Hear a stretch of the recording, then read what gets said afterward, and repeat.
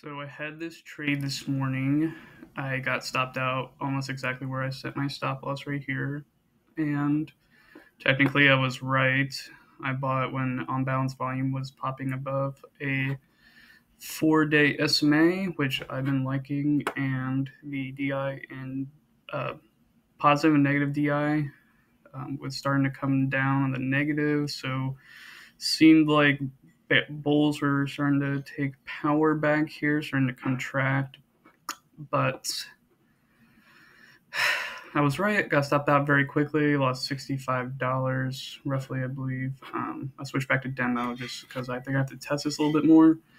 But I technically would have hit my target profit plus maybe a little bit more, another 20% of what I was shooting for. But I stopped out.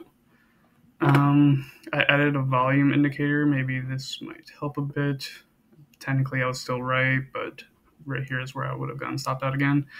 If anyone has any tips for setting stop losses a bit more accurate, I know everybody's going to say ATR, average true range. I just don't really know how to use it a whole lot, and it's usually gives a lot of pips where it doesn't make sense to even set the stop loss. So let me know what you guys think, and this is first one of the year.